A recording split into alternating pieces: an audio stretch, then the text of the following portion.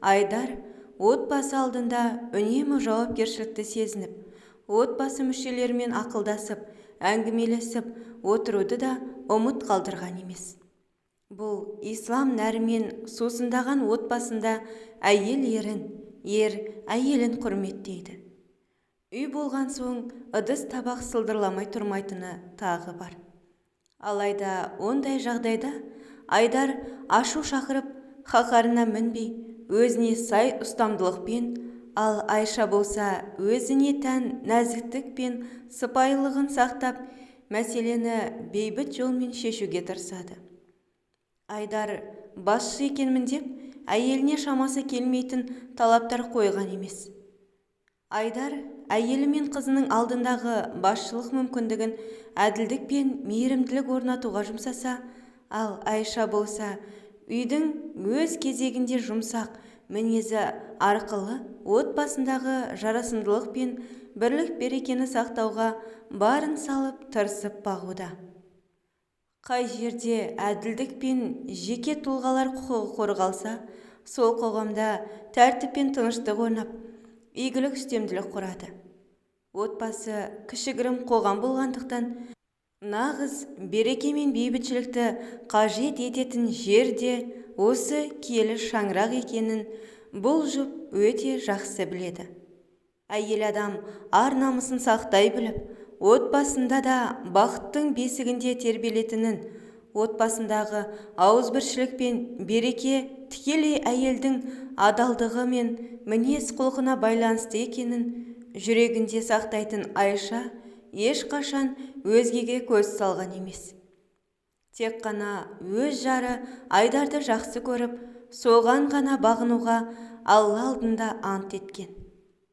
Ешбір мектеп, ешбір ұстаз бере алмайтын міне осындай тәлім тәрбиені көріп өскен Әлия өте нәзік, инабатты да ибалы қыз. Айдар ешқашанда ауырдың үстімен, жеңілдің астымен тер төкпестен, алдап арбау, түрлі қулық сұмдық жолдармен дүние тапқан емес. Шын мәнінде кімде-кім бала шағасын, отбасын адал жолмен асырау мақсатында шынайы еңбек етсе, оның мерейі тасып, ырысы асатындығы сөзсіз анық. Мінекей, жүрегі Аллаға деген сенімге толы, тура жолмен жүретін бұл отбасының күннен күнге ырысы, несібесі молайып, табыстары еселене түсті. Егін еккен адам ғана оны орып, ырыздығын көреді. Бұл Айдардың өмірдегі басты ұстанымдарының бірі. Міне, сондықтан күн-түн демей еңбектенуден жалыққан емес. Адамды аздырып тоздыратын, жұмыссыздыққа апаратын, адамның ар-намысын, қадір-қасиетін жоғалтатын жағдайларға жетелейтін қылықтың ең бастысы жалқаулық. Бұл отбасы үшін мүлдем жат қылық. Үнемі ізденіс үстінде жүріп, күн-түн демей аянбай еңбек еткенімен қоймай, құлшылық парыздарында етіп үлгеріп жүреді. Алла тағала сүйген құлын ғана тура жолға салады және оған қалағанынша ризық несібе береді. Ата-бабаларымыз Құдай деген құр қалмас деген. Міне, Айдардың отбасы соның бір дәлелі дер едім. Айбар әке, Айдардың әкесі, ұлының жеке шаруашылығы қанша мал мүлкі болса да құр қарап жатқан емес. Айдар кең сарайдай үй салып, есіктің алдын түгел цементтеп тастамақ болғанда, шағын жерді алып қалған болатын. Жасы 70-ке келсе де, күш-қуаты кемімеген қарт әке қолына кетпен күрек алып, сол жерді аударып егін егуде. Әке, өзіңізді шаршатпаңызшы. Тынығып, үйде теледидар тамашалап отырмайсыз ба? Балам-ау, кейде дені басы сау, қол-аяғы бүтін азаматтардың жұмыс істеуге мойындары жер бермей, алма піс, аузыма түс деп, жеңіл жолмен нан табуға тырысып, түрлі алдау арбауға жол беріп жүргендігі көңілімді қынжылтады. Өзің білесің, мен ондай адамдардың қатарынан емеспін. Дүнием бар деп құр қарап жатуға болмайды. Шындығында дүние деген бір қабат мұз секілді. Күн шуағы түскенде лезде еріп жоғалады. Бұл адам баласы үшін үнемі есте жүруі тиіс мәселе. Сен де осы сөздерімді есіңнен шығарма. Әке мен бала әңгімелесе үйге қарай бет алды. Айбар әкейдің алдынан құманын көтеріп, Айша келіні жүгіріп шықты. Өйткені атасының аяқ қолын жумай, босағадан аттамасын жақсы біледі. Айша атасының дәрет суын дайындаудан, ал қайын атасы болса, ақ батасын беруден жалыққан емес. Бұл отбасында Айбар әкей дастархан басына келмей тұрып, ас салынып, нан үзілмейді. Айбар әкейдің ақ батасымен дастархан жайылып, бата берілген соң ғана дастархан жиналады. Ғалия әжесінің тізесіне басын қойып, ғибратты әңгімелерін тыңдап жатқан Әлия, әкесі мен атасының келе жатқанын байқап, орнынан ұршып тұрып, етек жеңін жинап отыра қалды.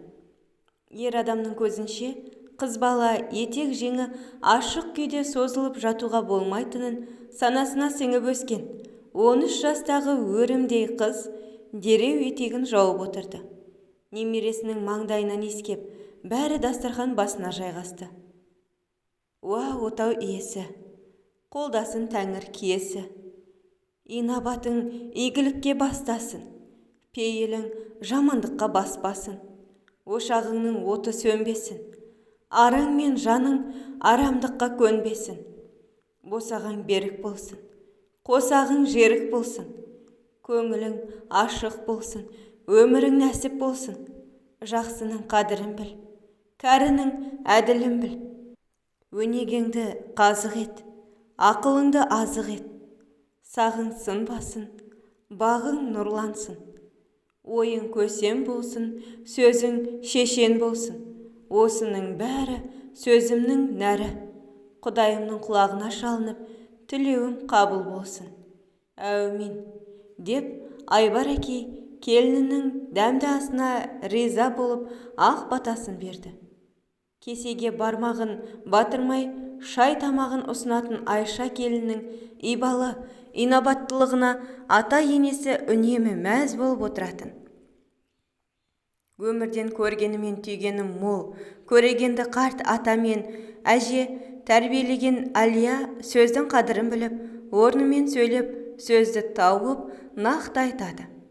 Әлия үнемі ата әжесімен бірге жүріп, олардың өнегелі әңгімелерін, тарихтан шерткен сырларын, ән жырларын, шежірелерін тыңдап өскен, жырмен жұбатып, әнмен әлдилеп, ертегімен еліткен ата әжесінің салиқалы қызы. Мейірім мен адалдықта, үлкенге деген құрметте, ата мен әженің алдын көрген Әлияның бойынан табылады.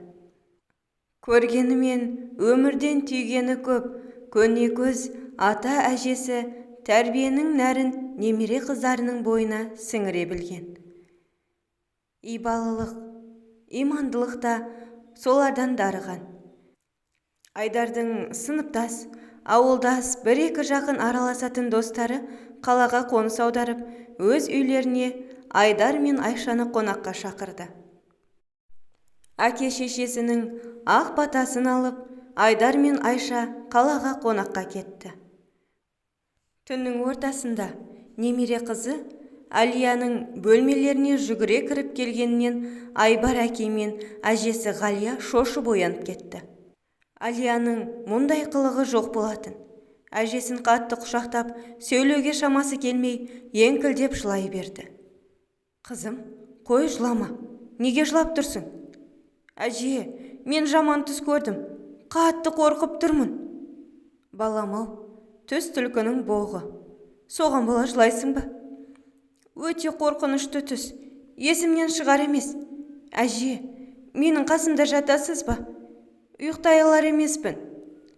Әрине балапаным, жүре ғой. Әжесі Әлияның бөлмесіне барып, құшағына немере қызын жатқызып, шашынан сипалап отырып, ғибратты әңгімелерін баяндай бастады. Бір шама уақыт өтіп, Әлия әрең ұйқыға кетті. Таң атуға жақын. Әдетте Айдар бұлай кеш қалмаушы еді. Ұлы мен келіннің кешіккеніне алаңдаған қарт ата-ана таң намазын оқып болған соң көз іле алмай біраз әңгіме дүкен құрды. Кемпір, атымды өшірмейтін, менің ізімді жалғайтын бір ұл немерем болады екен. Келіннің көңіліне тиеді ме деп білдірмеуге тырысып бағып жүрсем де, іштей Айдарымның бір ат ұстары болса екен деп күндіз түні Тәңірімнен сұраймын. Шалау, несін айтасың? Менің де бар қалауым осы. Қыз деген өзге жұрттық емес пе? Әлия қызым сәл күнде өскен ұясынан ұшады да кетеді.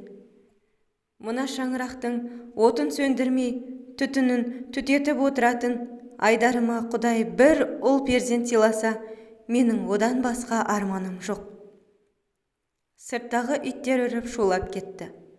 Әлдекімнің айқайлап шақырған дауысын естіп, Айбар әкей сыртқа шықты. Таңертең ертемен келген Айдардың сыныптасы Рахымжан екен. Ассалаумағалейкум, көке. Уағалейкум ассалам, балам. Кел, төрлет. Таң атпай жайша жүрсің бе? Мені сіздерге Айдар жіберді. Апам қайда? Апаң үйде. Тыныштық па? Оның өзі қайда? Ата, апам екеуіңіз менімен бірге жүресіздер ме? Бір жаққа баруымыз керек. Қазір апаңды ертіп шығайын. Айбар әкей жұбайын ертіп, екеуі бірге Рахымжанның көлігіне жайғасып жолға шықты. Рахымжанның ауруханаға қарай көлікті бұрғанын көргенде, қарт әке-шешесінің жүректері әлденені сезіп қобалжи бастады. Балам, ауруханаға неге келдік? Тыныштық па? Иә, балам, жасырмай айта берсеңші. Айбаржан мен келінге бірдеңе болды ма? Алдымен ішке кірейік.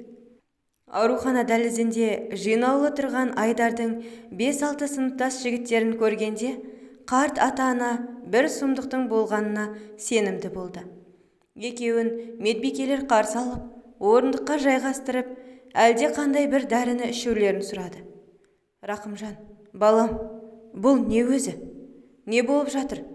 Түсіндіретін тірі жан бар ма? Қазір дәрігер келсін. Өзі бәрін түсіндіріп айтады. Көптен күткен дәрігер де келіп жетті. Осы кісілер ме? Деп Айдардың сыныптастарына сұраулы жүзбен қарап, олар я деген сыңай танытып бастарын изеді. Көке, апа, сабырлы болыңыздар.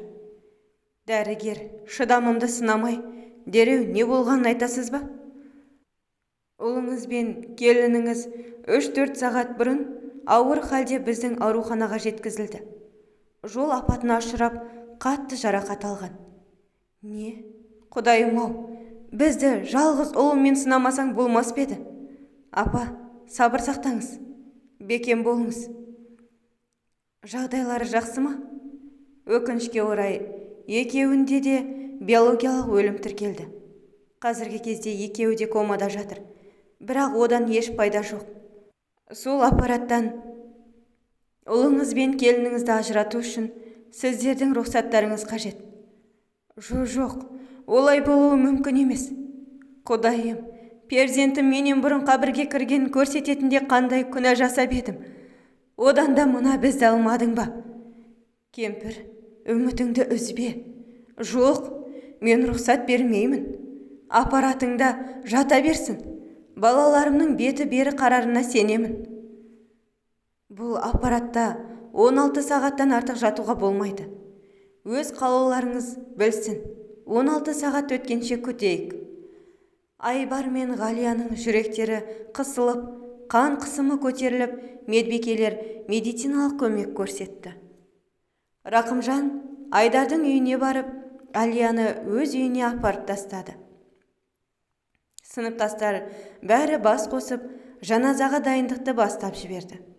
16 сағат бойы еш өзгеріс болмаған соң, дәрігерлер Айбар мен Айшаны аппараттардан ажыратты. Қос ғашық бірге жан тапсырып, мәңгілік мекеніне аттанды. Жалғыз перзенті мен келіннің қазасы қарт ата-анаға өте ауыр соққы болды. Қаншама жыл бойы қара жұмыс істеп келсе де, бір рет болсын сыр бермеген Айбар әкейдің денсаулығы күрт нашарлап кетті. Жүріп тұруы ауырласып, еңсесін тік көтере алмай қалды. Ал жаман қорқынышты түсі шындыққа айналған Әлия болса, сол күннен бері жақ ашып, тіл қатқан жоқ. Екі тізесін құшақтап алып, жылағаны жылаған.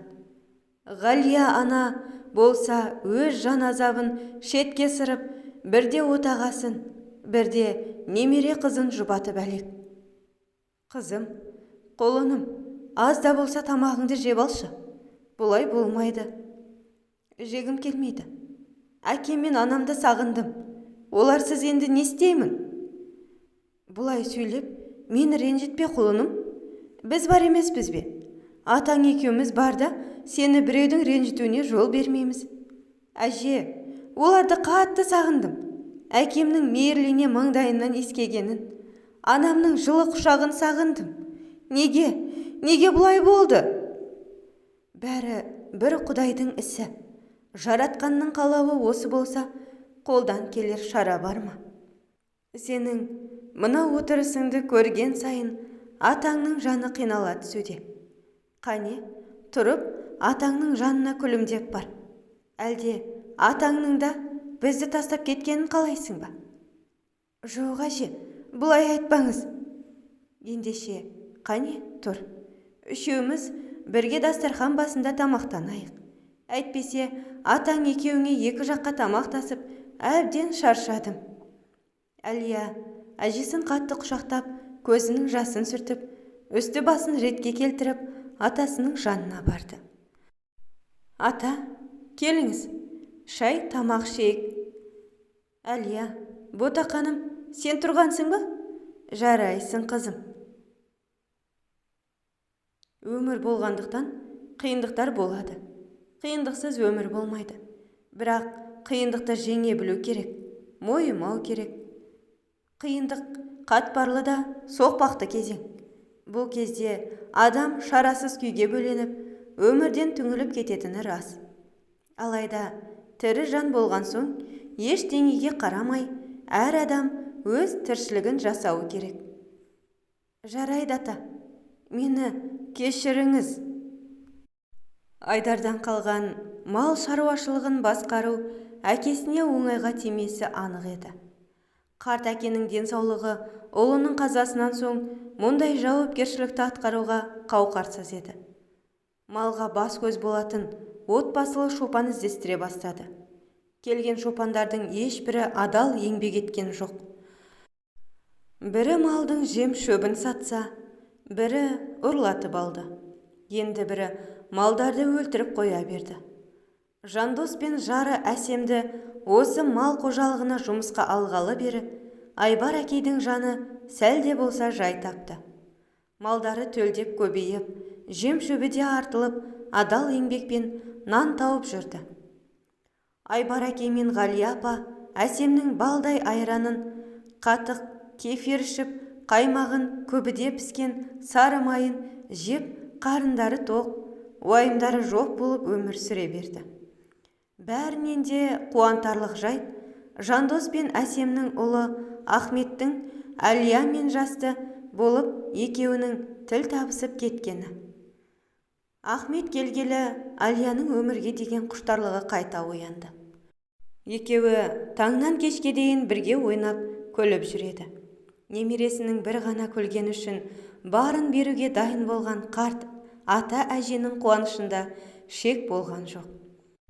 Осы бақытты сыйлаған Жандос пен оның отбасынан Айбар әкей ештеңесін аяған жоқ. Ақысын артығымен төлеп, үнемі ақ батасын беріп, одан қалса қосымша бұқа сиыр сыйлап тұрды. Жандос пен Әсем өз ұлы мен келініндей болып кетті.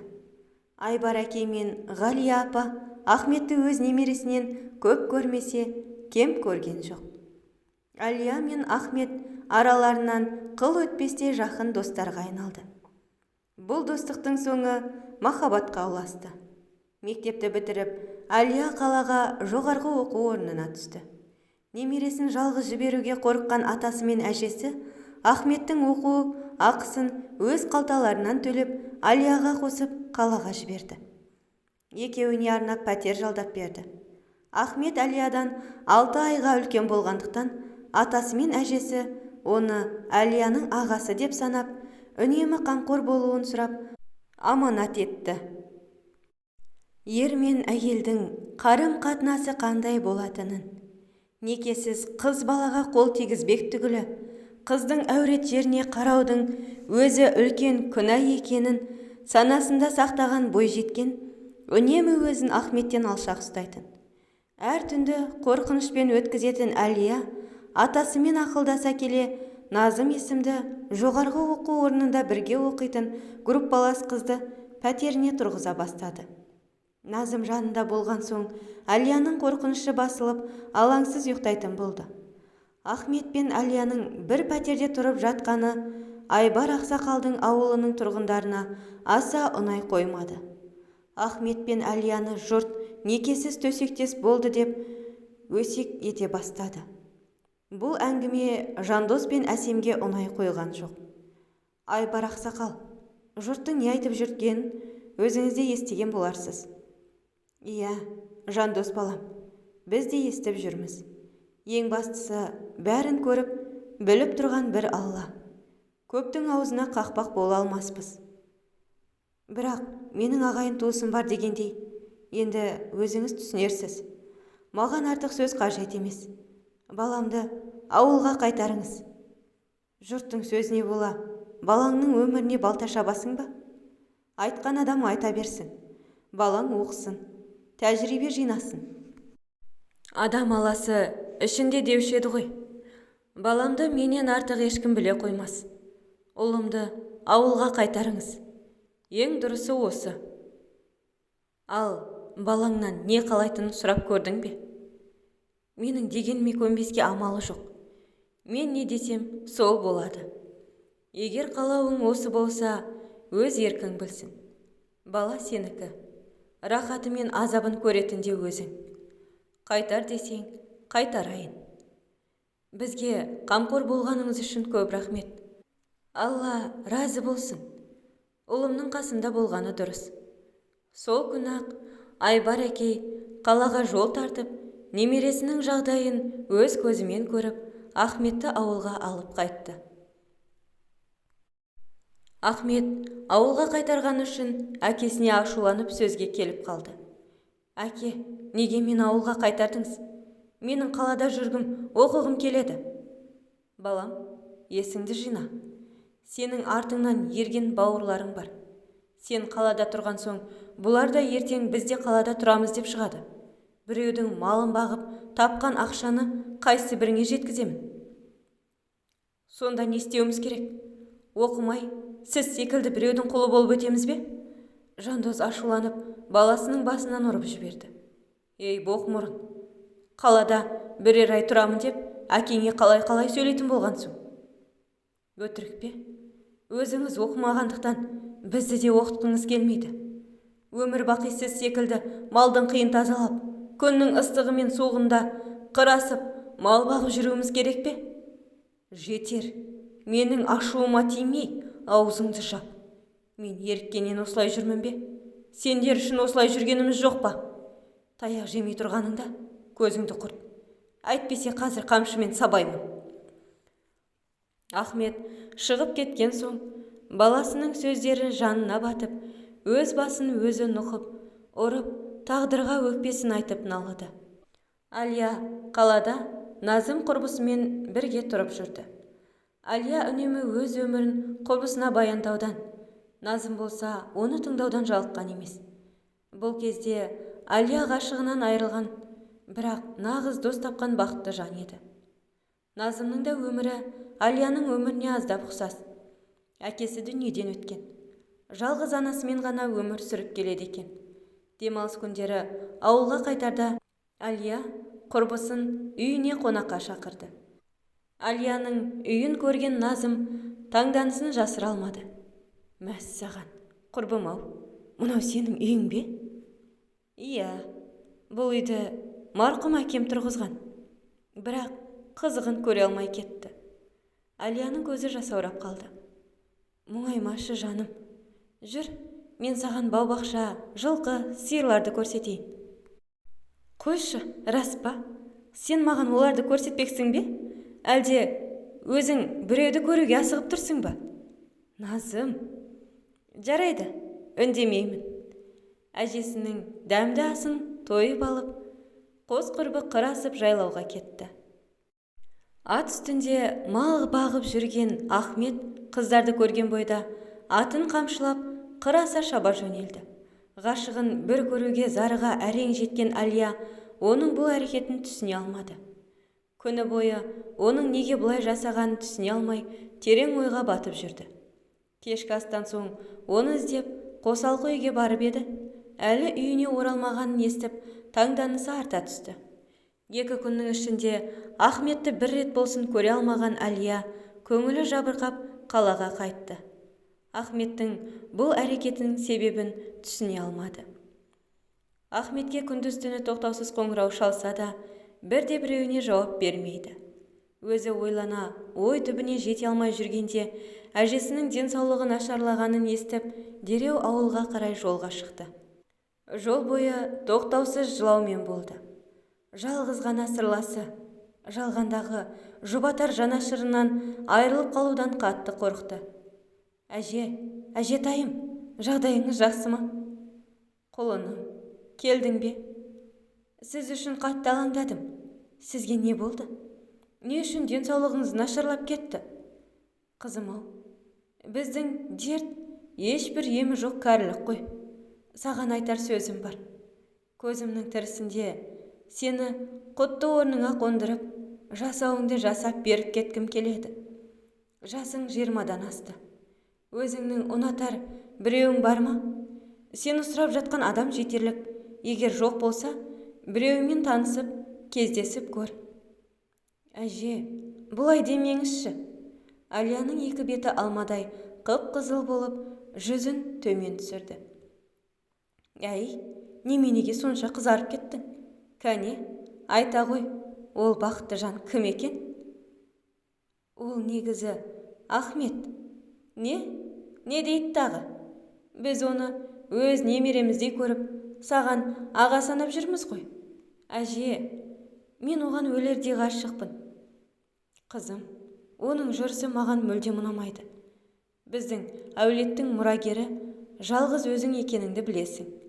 Мұна мал мүлікке иелік етіп, саған қамқор болар жақсы бір ер азаматқа сені ұзатып бергіміз келеді. Әже, маған одан басқаның қажеті жоқ. Атаңмен ақылдасып көрейін. Атаң бұған келсе қоймас. Ғали әже қарт жолдасынан Әлияның махаббат хикаясын баяндап берді. Екеуі де немере қызының шешімін өзгерте алмады.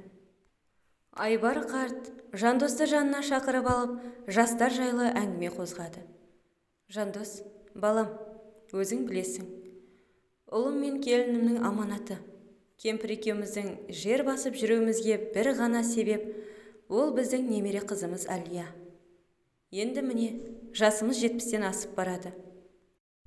Көзіміз тірісінде қызымызды өз теңіне қосып, бақытына куә болғымыз келеді. Қызымыздың айтуы бойынша, сенің ұлыңның біздің қызда көңілі бар екен. Әлия да кетер емес. Егер жастар бір-бірін қалап тұрса, көп сөзбай жақсылықтың куәсі болайық. Ақсақал-ау, мұныңыз не? Менің балам сіздің қызыңызға тең емес. Бұлай болмайды. Адамдар байлығымен теңеспейді, балам. Бастысы ниет түзу болса болғаны. Егер жастар бір-бірін қалап тұрса, олардың бақытына кедергі болуға хақымыз жоқ. Айбар ақсақалға Жандосты көндіру оңай болған жоқ. Екеуі ұзақ уақыт әңгімелесе келе, бір бітімге келіп, Жандос пен Әсемді өз үйінде дастархандас болуға шақырды. Бұл жаңалықты естіген Ахметтің жүзі бақыттан бал-бұл жанып, Әлиямен кездесуге асықты. Әлияның үйін айналшықтап жүріп, әрең дегенде кездесуге шақырды. 2 жас мал қорада кездесті. Жаным, бұл рас па? Біз үйленеміз бе? Иә, рас. Бірақ саған сұрағым бар еді. Неге мені көрсең де көрмегенде болып қашып жүрдің? Қоңырауларыма жауап бермейсің. Саған не болып жүр? Әлде мен байқаусызда ренжітіп алдым ба? Жоқ, сенің қатысың жоқ. Мені әкем ауылға қайтарған үшін ашулы болдым.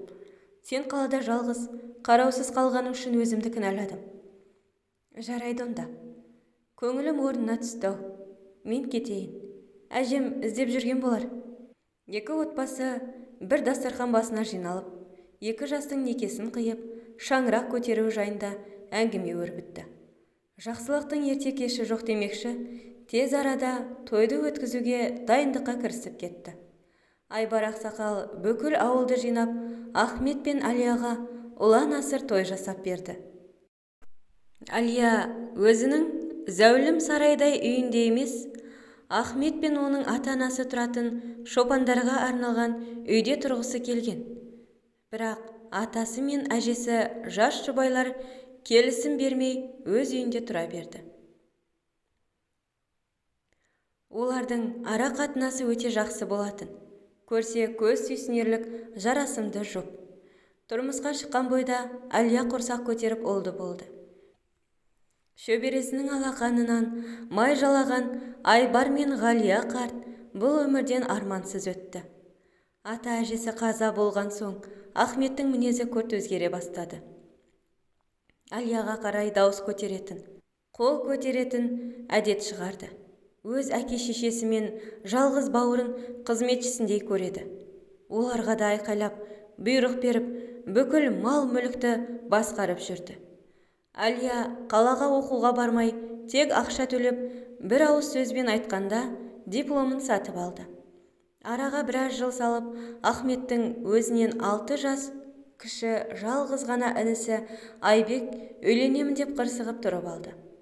Оның бұл әрекетіне әке-шешесі қарсылық танытып, келісімдерін бермеді.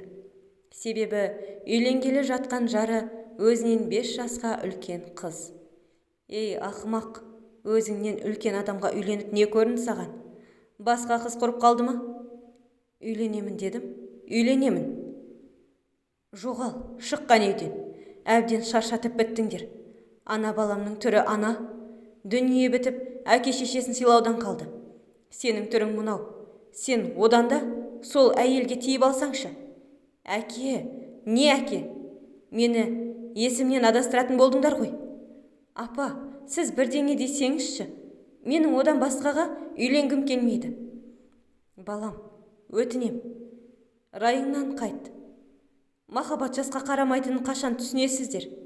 Мен кеттім. Келіндеріңізді алып келуге рұқсат бермесеңіздер, мен бұл үйге қайта келмеймін. Айбек ашуланып үйінен шығып кетті. Бір аптадай үй бетін көрген жоқ. Ұлының алған бетінен қайтпасын білген Жандос пен Әсем ақыр соңы оның дегеніне көніп, келіндерін алып келуге рұқсат етті. Жандос пен Әсемнің қарсы болғанына қарамай, бар шығынды Әлия өз мойнына алды.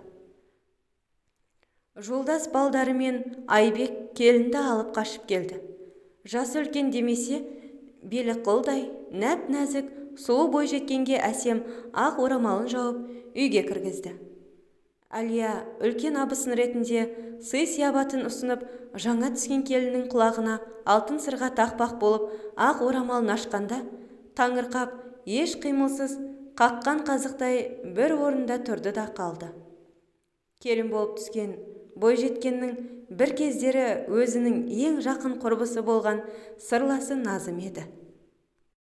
Әлия ештеңені түсіне алар емес. Өзгелердің сыртқа шыға тұруын өтініп, сұрап, Назым екеуі оңаша қалды. Назым, бұл сенсің бе? Бұл қалай болғаны? Қайнынымды қайдан жолықтырып жүрсің? Әлия, құрбым, кешірші мені. Махаббат мені есімнен адастырды. Мен оған ес-түссіз ғашықпын. Онсыз маған өмірдің мәні жоқ. Назым құрбысының аяғына жығылып, өлердегі сөзін айтып кешірім сұрап әлек болды. Құрбым-ау, мұның не? Тұр орныңнан. Жарайды, мен жай ғана қатты таңданған соң сұрап едім. бір-біріңді сүйсеңдер, оның еш айыбы жоқ.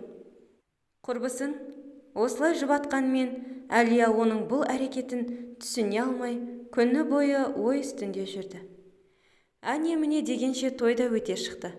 Ахметтің мінезі, жүріс-тұрысы бәрі уақыт өткен сайын өзгеріп, мүлдем басқа адамға айналды. Әлияға деген махаббатының бірде-бір ұшқыны байқалмайды. Кейде үйге қонбайтын әдет шығарды. Әке-шешесімен сөзге келіп, тіпті әкесіне қол көтерген кезі де болды. Ұлының бұл қылығына төзе алмаған Жандос пен Әсем басқа біреуге шопан болып көшіп кетті. Қосалқы үйде Айбек пен Назым қалып, мал жанға қарап жүрді.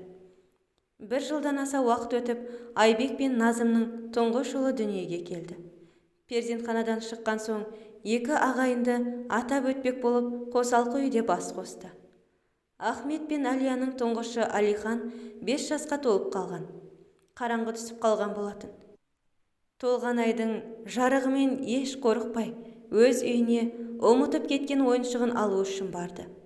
Ойыншығын алып, сыртқа шыққанда, әке-шешесінің бөлмесінің терезесінен пердені сығалап, қарап тұрған біреуді байқап қалды. Қорыққаннан қатты жүгіре қашып, қосалқы үйдегілерге бәрін баяндап берді. Олар барам дегенінше, есік ашық, жарықтың бәрі сөндірулі тұрды. Ахмет пен Айбек түгел үйді тексеріп шықты. Барлық зат түгел орнында тұр. Ей, жүгермек, бері кел. Неге өтірік айтасың? Үйде ешкім жоқ. Қане ұры? Әке, ұрыспаңызшы. Мен рас айттым. Шашы ұзын, жалбыраған бір адамды көрдім. Ол қашып кеткен болар. Мен үйге келгенде даланың жарығы қосулы тұрған еді. Ал қайта келгенімізде өшік тұрды. Баласына ашуланған Ахмет ұлының құлағынан 1-2 тартып жіберді. Ешкім оған сенбеген соң, Алихан бір шетте жылап қала берді. Әлия ұлын жұбатуға тырысты. Анашым, мен рас айтамын. Мен ол әйелді көрдім. Иә, ұлым, мен саған сенемін. Біз келгенге дейін қашып кеткен болар. Әкеңнің ашуланғанына бола қапаланба. Әкем неге бізді ұрса береді? Үнемі осындай. Әкеңнің жұмысы көп, шаршап жүрген соң ашуланған болар. Қане, жүр, кішкентай ініңе барайық. Әлия ұлын жетектеп, Назымның жанына барды. Назымның ентігіп, әрең тыныс алып тұрғанын байқады. Әлия абысын, не болды? Бәріңіз қайдан келесіздер? Осы сұрақты менің саған қойғым келіп тұр. Жаудан қашқан адам құсап, соншама ентігіп, ырсылдап тұрғаның не? Қайдағы жау? Не айтып тұрсың? Мен осында баламның алдында болдым. Әлия оның өтірік айтып тұрғанын білсе де, үндемей қоя салды. Араға біраз уақыт салып, сөресінен өзіне ұнайтын қызыл шашақты орамалы мен алтын сақинасын іздеп таппады. Бүкіл үйді ақтарып төңкерсе де таппады. Әлия, не іздеп жүрсің? Орамалым мен алтын сақинамды таппай жатырмын. Қойшы соны. Соған бола жаныңды қинап қайтесің. Мен саған жаңасын алып беремін. Ахмет, саған не болған? Сол қызыл шашақты орамалымды қатты ұнатушы едің ғой. Үнемі соны тақ дейтінсің. Қоя сал дегенің қалай? Оның үстіне орамал мен сақинам үйде болмаса қайда кетуі мүмкін? Өзің қайда қойғаныңды ұмытқан боларсың. Табылып қалар. Жоқ, ұмытқан жоқпын. Соңғы рет сөреме қойған болатынмын. Әлия заттарын іздеп, сол күйі таппады. Бірнеше ай өтіп, Назыммен әңгімелеспек болып, қосалқы үйге барып еді, кішкентай бөпесі бесікте жылап жатыр екен. Тербетіп еді, көнер емес. Бесіктен шешіп алып, орайтын жамылғы іздей бастады. Назымның сөресін ашып, жаялық іздеп жатқанда, сөреде тұрған қызыл шашақты орамалға көзі түсті. Енді ғана алып, қарап жатқанда Назым кіріп келді. Әлия, сен не істеп тұрсың? Бірдеңе іздеп жатырсың ба? Иә, Арслан, Назым мен Айбектің баласы жылап көнбеді. Бесіктен шешіп едім, терлеп тұрған соң, орайтын жаялық іздеп тұр едім. Бірақ мына орамалға көзім түсіп, таңданып тұрмын. Бірер ай бұрын дәл осындай орамалымды жоғалтып алған болатын. Сонымен не айтпақсың? Мұндай орамал базарда толып тұрған жоқ па? Тек сенде ғана болатындай жеке тапсырыспен тіктірген бетің. Мені ұры деуге қалай дәтің барады? Мен сені ұры дегенім жоқ. Өзің солай айтып тұрсың. Мен ондай ештеңе айтқан жоқпын. Тек осындай орамалымды жоғалтып алғанымды айттым. Неге соншама ашуланып тұрсың? Міне, орамалыңды ал. Әкел бері. Рұқсат етсең, мен баламды емізіп ұйықтатайын. Назым оң қолын артына жасырып, орамал мен баласын тек сол қолымен алды. Оның бұл әрекеті Әлияға ерсі көрінді. Жолай Ахметтің бір топ адамдармен сөйлесіп тұрғанын байқап, жандарына жақын барды. Ахметтің әлгі кісілермен саудаласып тұрғанын көрді. Ахмет, сені бірер минутқа болады ма? Я, айта бер, не болып қалды? Мен дұрыс естідім бе? Сен сауын сиырдың бәрін сатпақсың ба? Я, сатамын. Бірақ не үшін? Өзімізді қинап қайтеміз. Сауатын адам да жоқ. Неге жоқ? Назым бар емес пе?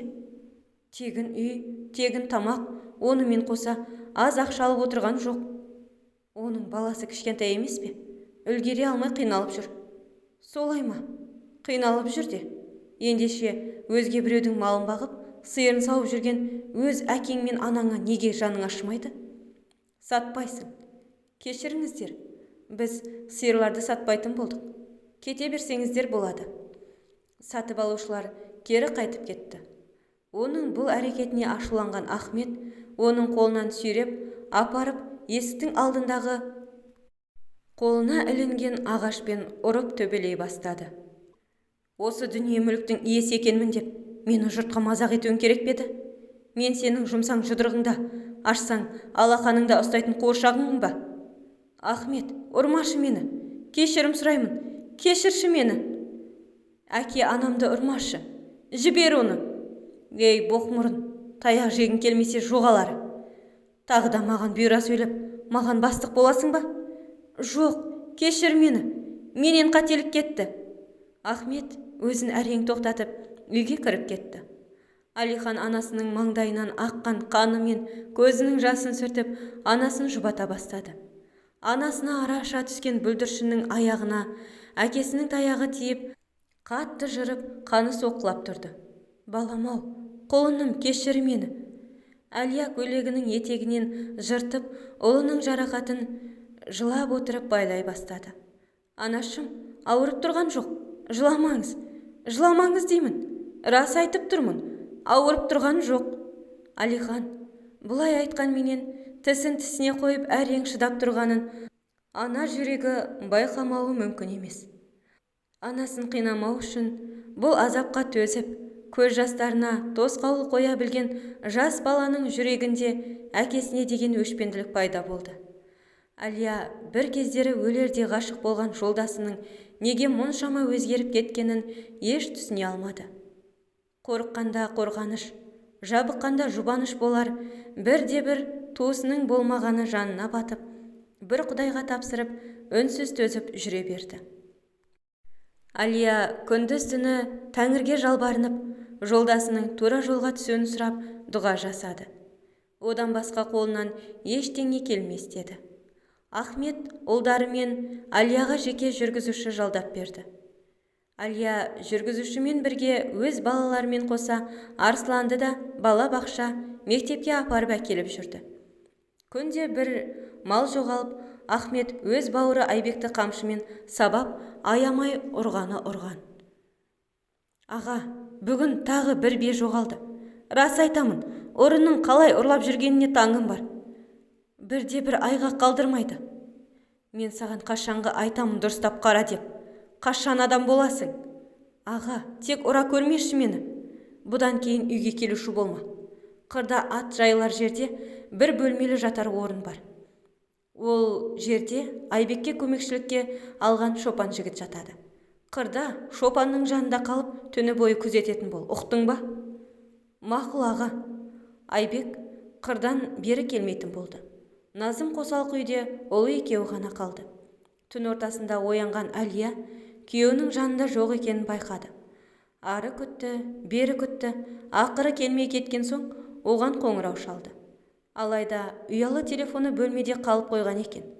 Жаны жай таппай, енді ғана киініп бөлмеден шыққалы жатқанда Ахмет кіріп келді. Ахмет, сен қайда жоқ болып кеттің? Дәретханаға бардым. Енді сол үшін де сенен рұқсат сұрауым қажет пе? Жоқ, әрине, бірақ тым ұзақ кеттің ғой. Сен үшін алаңдадым. Мен саған кішкентай бала емеспін ғой. Осылай тергегеніңді қашан қоясың? Жарайды жаным, ренжімеш. Күйеуінен әбден қорқып қалған Әлия бұл жолда үндемей құтылды. Демалыс күні Ахмет балаларды қалаға қыдыртып келуін өтініп, Әлияның қолына ақша ұстатып, жүргізушімен бірге баруын өтінді. Әлияның балалары кетіп бара жатқанын көріп, Арслан да оларға ілесіп, жылап қалмай қойды. Назым, балаңды алып сенде жүрсеңші. Мен қалай барамын? Сиырды кім сауады? Арслан балам, бері кел. Мен сені сосын өзім қыдыртып келемін. Жоқ, мен Алихан ағаммен бірге барғым келеді. Арслан, онда бізбен бірге барсын. Жарайды онда. Барса бара берсін. Алия бала-шағаның бәрін алып қалаға кетті. Үйде тек Назым ғана қалды. Арслан жылап маза бермеген соң, аз уақыт ішінде үйге қайта оралды. Қосалқы үйден шығып келе жатқан Ахметті көріп, Әлия таңырқап қалды. Ахмет, сен мұнда не істеп жүрсің? Ой, тоба, енді үйде де емін еркін жүруге болмайды ма? Ішерге ас болмаған соң, Назым келінге тамақ жасап беруін өтініп келдім, ханым. Болды ма? Ризасың ба? Әлия көңіліндегі күмән күн өткен сайын айқындала түсуде. Сол бір күмән оған күндіз-түні маза бермейді. Бұл күмәннан айырылып, шындыққа көз жеткізгісі келгенмен батылы жетер емес. Өйткені шындық ашылып, өз жанына жазылмастай жара салып алудан қатты қорқады. Бірақ бұл күмән оның жанын жеп маза берер емес. Ағасының таяғы жанына батқан, әйелі мен ұлын сағынған Айбек күні-түні малдарын күзетіп жүрді. Кезекті малға ұрлыққа түскен ұрыны аңдып, ізінен жүріп отырды. Бұл із Ахметтің сыныптасы Мараттың үйіне алып барды. Қорасына кіргізіп, байлап жатқан жерінен үстінен түсіп, Маратты арқанмен байлап тастап, қамшымен сабай жөнелді. Жексұрын бәле, сен екенсің ғой, біздің малды ұрлап жүрген. Міне саған, міне, ал сыбағаңды. Сенің кесіріңнен осы қамшымен ағам мені талай рет сабады. Мәссаған. Ұрма мені, ұрма деймін. Көмектесіңдер. Айтқане, ұрлаған жылқылар қайда? Менің еш жазығым жоқ. Ұрмашы мені. Қамшың денемді осып барады. Жібер мені. Бар күшімен ұрғаны соншама, қамшының соққысы Мараттың денесін осып тастады. Бәрін айтамын. Айтқане, бұл жылқыларды ұрлауымды бұйырған Ахметтің өзі. Не айтып тұрсың? Иә, жылқыларды маған ұрлатып, оларды сатқаннан түскен ақшаның 70%-ын Ахмет өз алып отыр. Маған тек аз ғана бөлігін беріп отыр. Мені бұл өтірігіне сенеді дейсің бе? Ағам өз жылқысын өзі ұрлап ақмақ болыпты ма? Рас айтып тұрмын.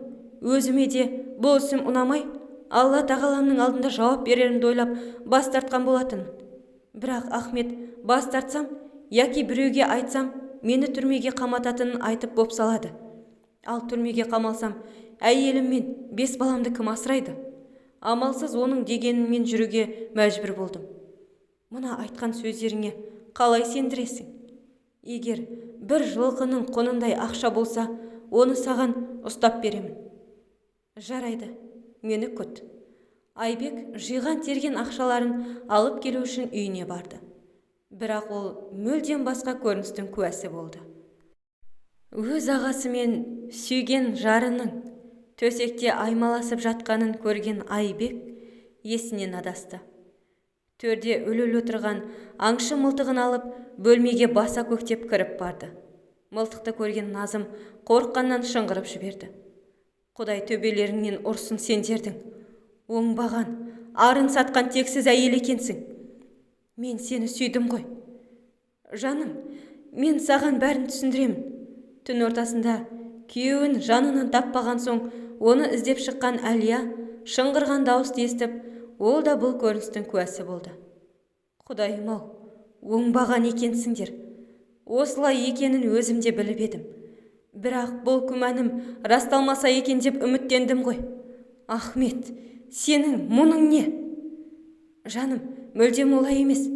Әлия дереу Назымның сөресін ақтарып шаша бастады. Біраз жыл бұрын жоғалтқан қызыл шашақты орамалымен алтын сақинасымен қоса бір қобдиша толы алтын әшекейлер тауып алды. Сыныптасың Мараттың айтқандары рас екен ғой. Көңілдесіңе мына алтындарды алып беру үшін өз жылқыларыңды өзің ұрлап саттың ба? Осы байлық үшін менің махаббатымды иемденіп, мені пайдаланған болдың ғой. Не айтып кеттің? Марат деген кім тағы? Егер өз жылқыңды ұрлап сатпаса, 5 баланы асыраушысынан қалдырып түрмеге қаматамын деп бопсалаған сыныптасың. Мені қырға жіберіп, көңілдесіңмен оңаша түндерді өткізіп жүр екенсің ғой, аға. Құдайым-ау, алғашында құрбым, сосын келінім болған мына сен, менің күндесім боларың тіпті түсіме кіргенде емес. Ұялмайсың ба? Жеңге, жылама. Бұлар сенің көз жасың арзымайды. Өз әке-шешесі мен бауырын аямаған адамнан басқа не күтуге болады? Мен бұлардың жазасын беремін. Айбек ағасын байлап тастап, Назымды жалаңаш күйінде ұзын арқанмен 2 қолын қосып байлап, арқанның екінші ұшын өзі мұқтап ұстап, атқа мініп, қырға қарай шаба жөнелді. Қайным, олай жасама. Жаратушы өзі жазасын берер еді ғой. Айбек жеңгесінің даусын естігенде жоқ. Әлия қос тізесін құшақтап, жылап қала берді. Ахмет, маған не үшін опасыздық жасадың? Менің не жазығым бар еді? Мен сені шын сүйдім ғой. Жазығым не дейсің бе? Екеуміз қалада пәтер жалдап тұрғанда, менен қорқып Назымды үйге ертіп келмегеніңде, мұның бірі де болмас еді. Мен оған бір көргеннен ғашық болдым. Және ол да мені шын сүйді. Назым екеуміз сенің байлығыңды иемденіп, бақытты өмір сүргіміз келді. Құдай жазаңды берсін сенің. Әлия тіпті оның түріне қараудан жиіркеніп, сыртқа шығып кетті. Үркіп шауып келген атын Айбек әрең келіп тоқтатты. Назымның бүкіл денесі қаннан көрінбей кеткен. Әлия адамгершіліктен жұрдай болмаған соң, күндесі болса да Назымды аяп, жуындырып, есін жинауға көмектесті. Ендігі кезекте өз ағасын азаптамақ болғанда, Әлия Айбекті тоқтатып қалды. Тоқтат, жетер енді. Егер бұлай азаптайтын болсаң, бұл адамдардан сен менің не айырмашылығымыз бар? Абай атамыз айтқандай, 5 күндік өмірің бар ма, жоқ па? Біріңе бірің қонақ екенсің. Өзің дүниеге де қонақ екенсің. Біреудің білгендігіне білместігін таластырып, біреудің бағына, малына күндестік қылып, я көрсе қызарлық қылып, көз алар тұспаққа лайық па? Айтыңдаршы қане, біреудің малына күндес болмай, еңбектеніп мал жинасаң болмас па еді? Екеуің де менің үйімнен тайып тұрыңдар. Әлия, мені кешірші. Сендерді мен емес, Құдай кешірсін. Кәне, тез жоғалыңдар. Айбек пен Әлия 2 арсыз оңбағандарды көк тиынсыз үйден қуып шықты. Айбек әке-шешесі Жандос пен Әсемді тауып үйге қайтарды. Олар өз ұлдарының қылығы үшін Әлиядан жылап тұрып кешірім сұрады. Бәрі бірдей үлкен үйде тұрып, жылқы сиырға қарайтын отбасылы шопан жалдады. Жандос пен Әсемді өз әке-шешесіндей күтіп баптаған Әлияға олар үнемі ақ баталарын беріп отырды. Айбек қайта шаңырақ көтеріп, ибалы, иманды жанды жанына серік етті. Арсланды сот арқылы өз қамқоршылығына алды. Ахмет ұрлық үстінде ұсталып, түрмеге қамалды. Ал Әлия болса, балаларын жұбаныш етіп, солардың жарқын болашағы үшін барын салып жүр. 5 күндік мына жалғанда бір-бірімізге күндес болмай, ақыретке азық жинап, сыйласып, жақындарымызды бағалап өтейік. Әңгіме осымен тәмам. Құрметті тыңдарман, әңгіме ұнаса